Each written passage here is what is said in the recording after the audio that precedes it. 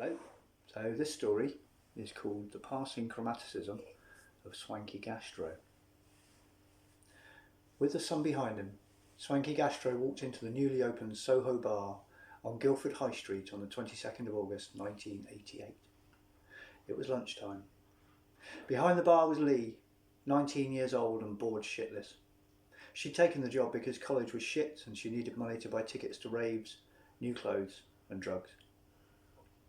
As he sauntered up to the bar, Swanky knew he was the right man in the right place, doing the right thing at exactly the right time. "Half a Stella, please, darling," he said, taking off his Ray-Bans, folding them one of the arms, and leaving the other free to hang in the breast pocket of his grey cotton suit. As his eyes adjusted to daylight, Swanky caught sight of himself in the mirror behind the bar. Yes, he thought, after less than 2 moments' consideration, sweeping my hair back with just enough gel is exactly the right look for me. With a slam, Lee put his drink on the bar. "That'll be £1." Swanky, although initially taken aback by the price, soon turned shock into smug appreciation at how reassuringly expensive this new continental lager was. He reached for his wallet, but just as his hand made contact with the cold black leather, Swanky looked down at his drink and withdrew his empty hand immediately. "This is not right," he said slowly with emphasis. Both his hands were now flat on the bar, one either side of the glass. He stood, erect, feet apart, in the power pose. "Yes, it is," said Lee, 18 inches his junior. "Half a lager you asked for, and that's what that is," she added, still not giving a shit. Swanky, impervious to Lee's disdain, continued, "It might well be half a pint of Stella Artois, little lady, but it's not right." He tapped the index finger of his right hand against the glass as he looked down at Lee, whose face was a mixture of pain, nausea and loathing. "I can see I'm going to have to help you here," he added, feeling just how lucky Lee was to have him teach her like this. Stella Artois, the premium continental lager, when correctly served, comes in a continental tulip-shaped glass with a brewer's insignia on the side. Around the rim of the glass is a thin gold band that serves to remind the customer of what a superior product they are due to enjoy. "So you want a different glass?" interpreted Lee. "Correct in one," applauded Swanky. "The right glass, if you wouldn't mind." Lee searched around on the sticky shelf below the pumps and found the glass Swanky had described. She sighed heavily as she prized it from the old lager that had turned to sugar glue around the rim. The second summer of love was taking its toll on Lee. Her system was operating more and more on depleted resources. Wednesdays were by far the worst. "It'll soon be Thursday," she coached herself, breathing deeply, and then Friday, then thank fuck, Saturday, and finally a world I can make sense of.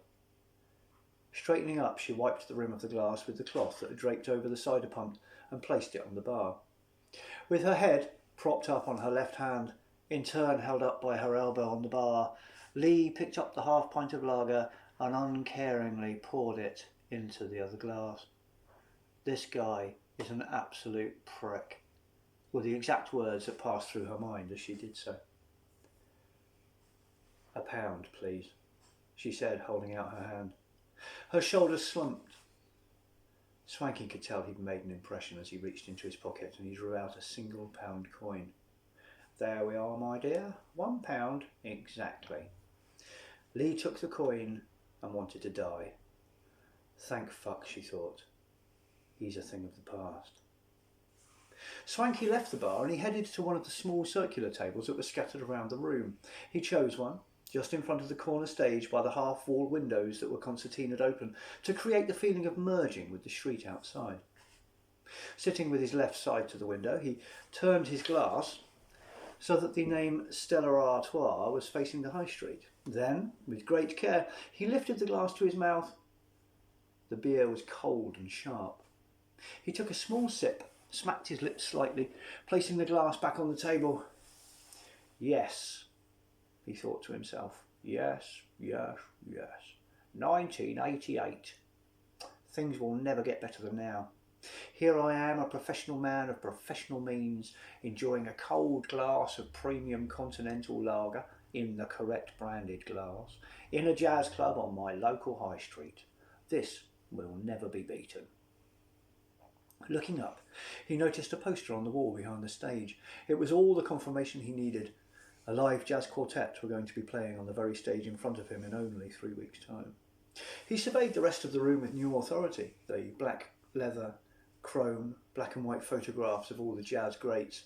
There was Ella, Louis, Coltrane, some other ones. The blue light around the base of the bar was a classy finishing touch. Yes, everything was just right. "Lee, go and wipe the tables!" A gruff, red-faced man had stuck his head out of the office door, and seeing Lee slumped with her head on the bar, felt compelled to order her to do something, just to be sure he was getting his money's worth. Lee rolled her eyes, sighed, and with as much anger as possible grabbed a cloth from the sink. It dripped cold, stagnant liquid down her arm as she picked it up. Lee swore as she squeezed last night's putrid bar juice into the sink. Muttering under her breath about the boss being a one thing or another, she reluctantly worked her way around the tables in the bar. "Excuse me," she mumbled when she came to Swanky's table. Prompted, he lifted his glass, revelling in the duty to care the proprietors were providing for his comfort. Unnoticed, a small puddle of golden liquid had formed beneath the foot of Swanky's glass. A single shaft of bright afternoon sunshine illuminated it, creating less than a single second of divine beauty that went unseen by either staff or customer. In fact, only one pair of eyes saw it at all, those of a passing young girl who carried the memory of that ethereal moment throughout her life, citing it in several interviews, both in print and on film, as the exact moment she knew the angels wanted her to create art and make the world beautiful again. Thwack! The sodden cloth landed on the table with a cold, wet thwack. Lee pushed her hand into it and smeared the spilt lager around the white vinyl tablecloth before moving on. "Guildford," thought Swanky, replacing his glass on the table, "has made it. To think this place used to be the butcher's. When I look at the street now and I see the big names, R. Price, Smith's, Hallmark cards, M&S, I can hardly believe it. The new sophistication of the age. If Dad could see me now, he'd be proud. He'd walk by this way every morning on his way to the bank. All those years, he knew it was coming. Guildford's golden age, he was right. He always was." Swanky looked down at the gold watch on his left wrist. It was a meticulous piece, presented to his dad for a lifetime of service as a checking clerk at the local branch of Lloyd's. The thin, almost molecular second hand gliding around the clean white face and simple gold numerals, silently brushing away the past. Swanky felt a swelling in his chest that led to a sense of assured comfort that his father had done all he could for his son. He nodded gently to himself, smiling as he reached into his pocket and took out a packet of gitin. "Ashtray, please," he called to the room. The crash of a pile of thin steel ashtrays falling onto the floor was followed by Lee's footsteps and an ashtray appearing on the table. Crossing his right leg over his left knee, Swanky sat back in his chair and with his gold lighter he lit his cigarette, and a plume of thick blue smoke rose around him before making its way onto the street. A woman with a double buggy, being pushed back against the building by the mirrors of a passing lorry, tutted and waved her arm to clear the way through the cloud. With his right leg elevated across himself, Swanky had the chance to appreciate his outfit. His suit was a little more expensive than his usual, but he was right to spend the extra. The cotton was thin and beautifully woven. The trousers held their creases all day. Slate grey was perfect with the turquoise of his t-shirt, which in turn created the ideal bed for his thin gold chain. Taking another drag, he nodded again as, exhaling, he continued his examination. The Ray-Bans hanging from his pocket, jacket sleeves rolled up to just below the elbow, his thin snakeskin belt with its gold effect buckle, trousers straining in all the right places, and his bare ankles and his faux leather woven loafers. As he looked at his shoes, he stopped for a moment, frowning. He straightened himself in his chair, becoming tense. He put his cigarette in the ashtray, and with his left hand he pulled the toe of his right foot up slightly to bring the whole shoe closer to his face, moving it into the light. A worried expression came upon him as he moved the shoe from left to right, inspecting it anxiously. Then, quite suddenly, he stopped.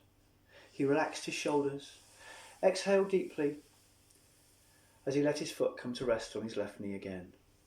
Everything was fine. He had been right to buy the charcoal grey as opposed to the granite, the charcoal contrasting with his suit as opposed to the close proximity of the shade of the granite. Taking his cigarette from the ashtray, he smoked, tapped his foot to the jazz fusion, acknowledged and completely understood why the barmaid found him so attractive, whilst proudly congratulating himself on his decision to once again vote Tory. The end.